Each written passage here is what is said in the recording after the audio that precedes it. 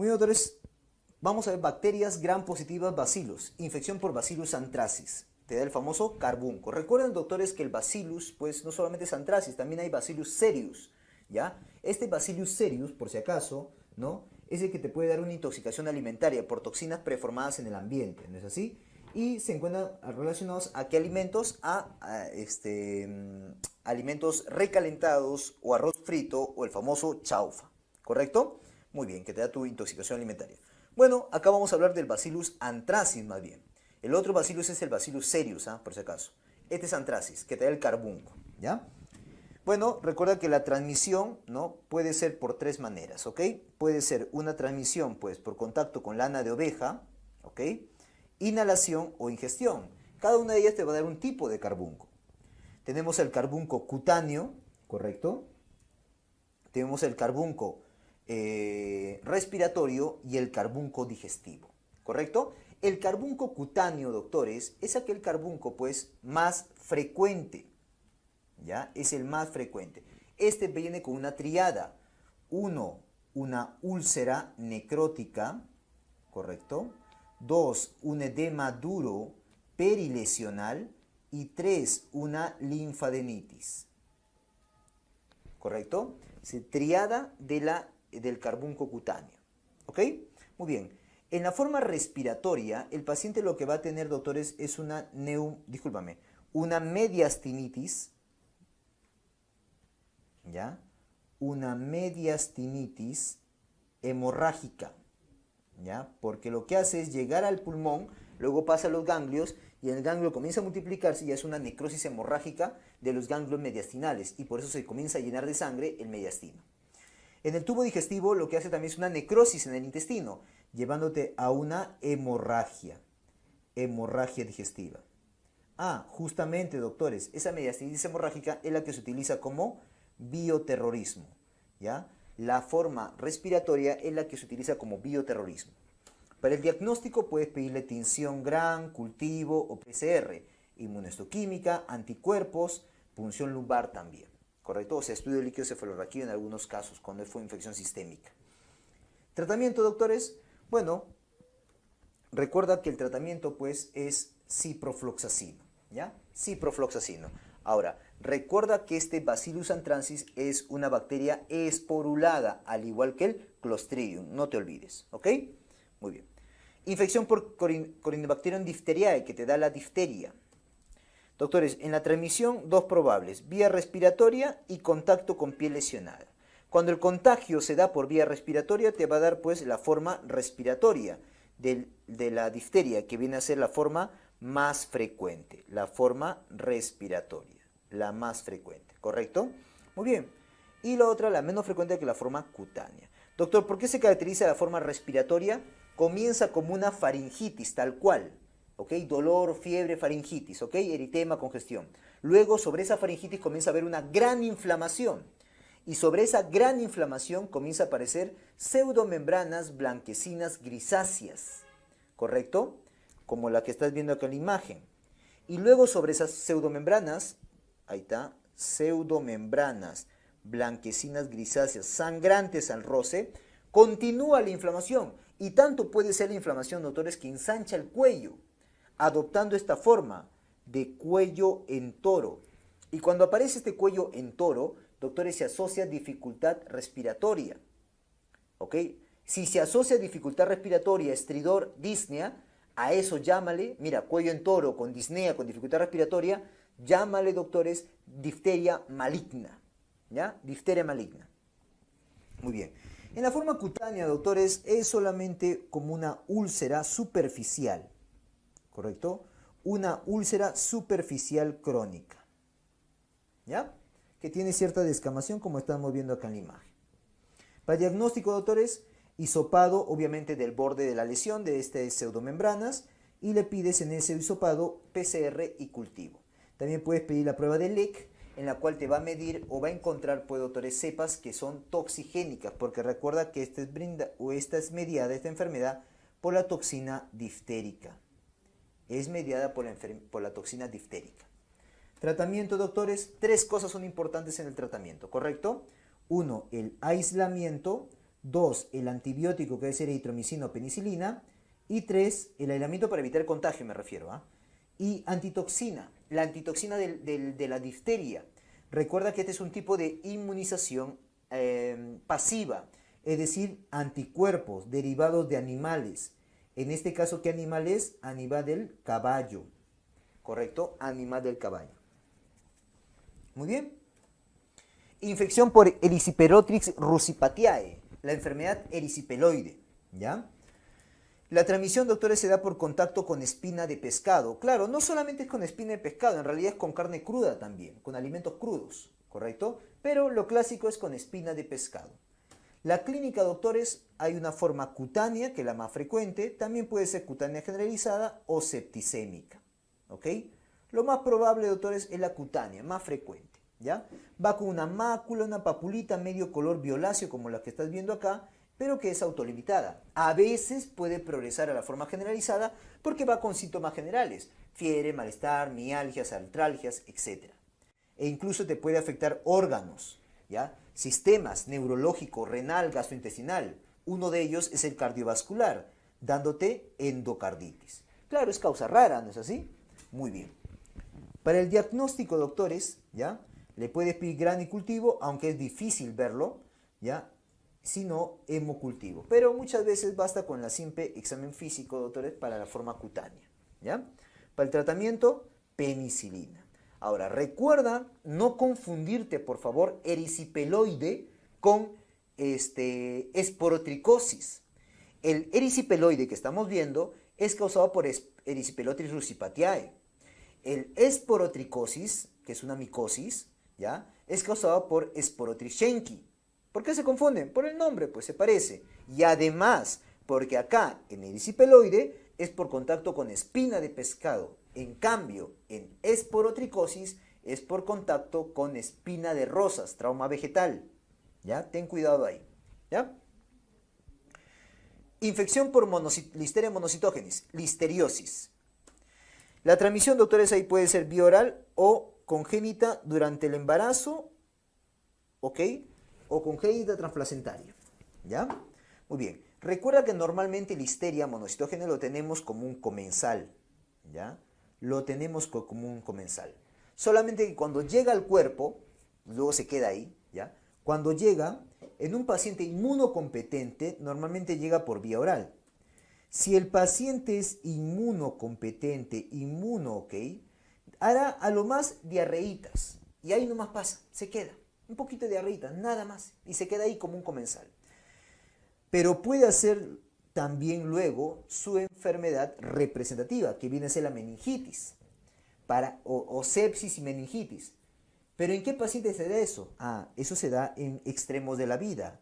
Recién nacidos, ancianos o inmunosuprimidos. En ellos se da meningitis, no en cualquiera. En todos los demás, a nosotros ingresa listeria, un poquito de diarrea de repente por ahí, diarrea, cuadro gastrointestinal, y luego se va, no pasa nada. Bueno, se queda como un comensal.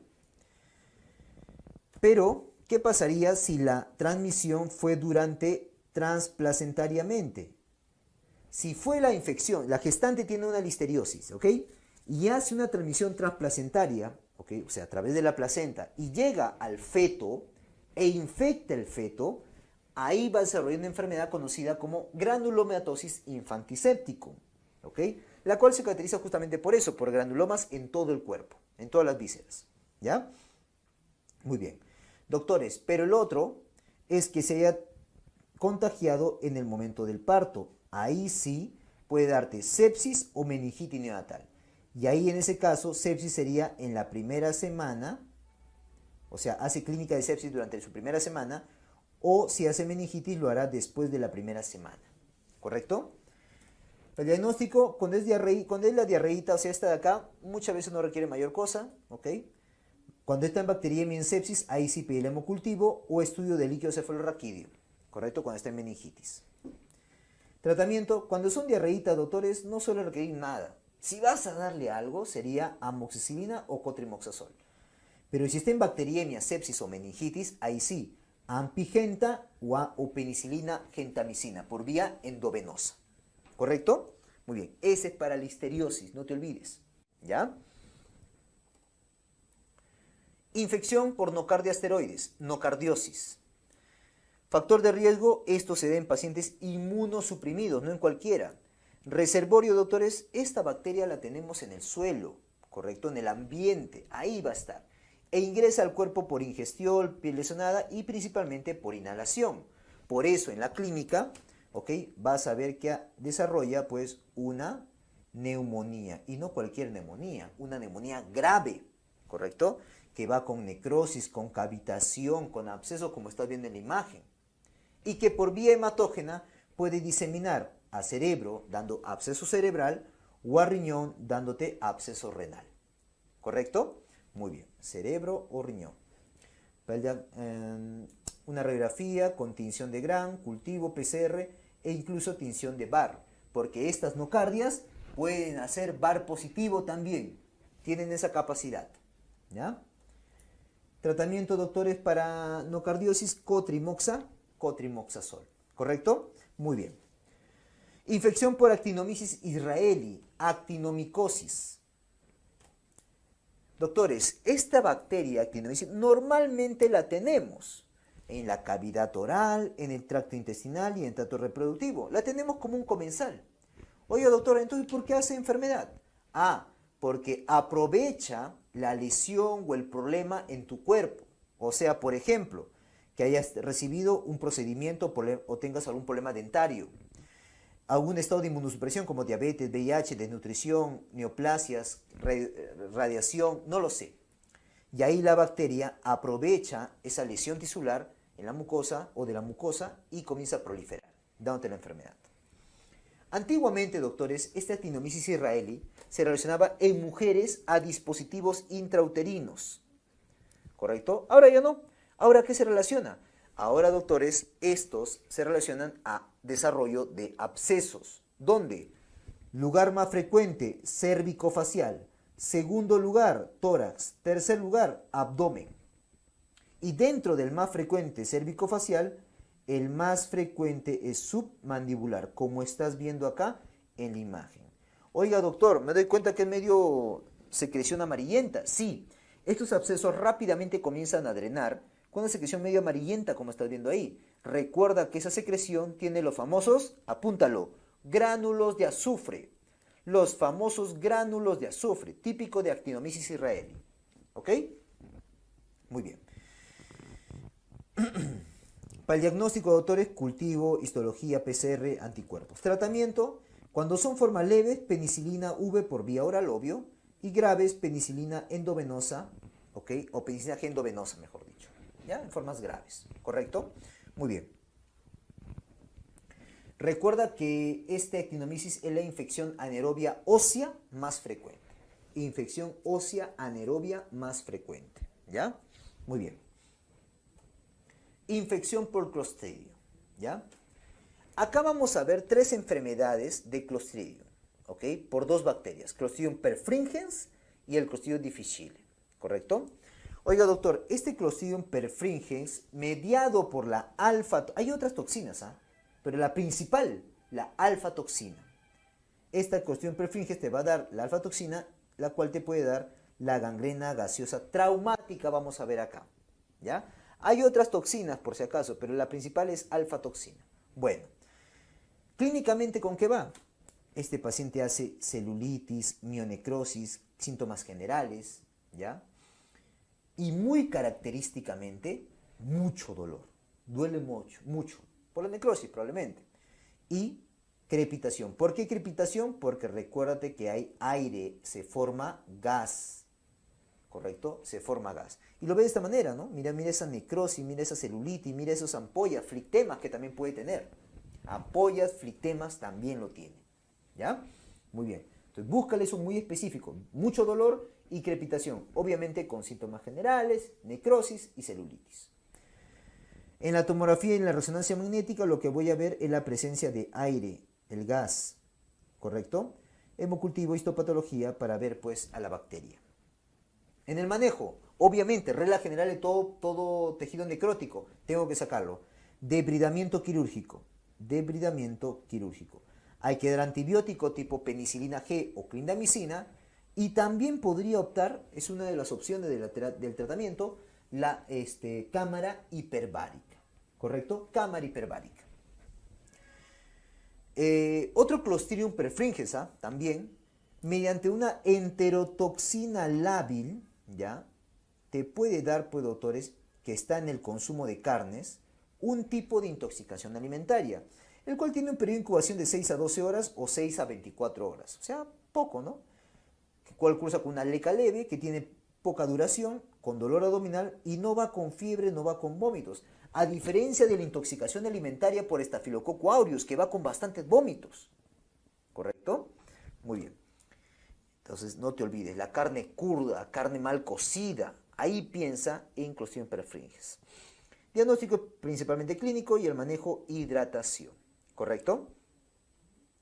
El Clostridium difficile, doctores, mediante la toxina A y toxina B, principalmente la toxina A, te puede llevar a una diarrea intrahospitalaria que puede progresar hasta una colitis pseudomembranosa. Un antecedente muy importante es esto, el uso previo de antibióticos. El más riesgoso, la clindamicina, el más riesgoso. Pero si a mí me preguntas el más habitual, yo diría que la ceftriaxona. Igual no son los únicos, hay muchos otros antibióticos que también se relacionan. ¿Ya? Más riesgoso clinda, más habitual ceftria. Y no solamente antibióticos, sino también quimioterápicos. Bueno, en la clínica va con una diarrea acuosa, con fiebre, dolor abdominal, leucocitosis maloliente, la deposición, y en algunos casos, 5% de ellos pueden llegar incluso con disentería.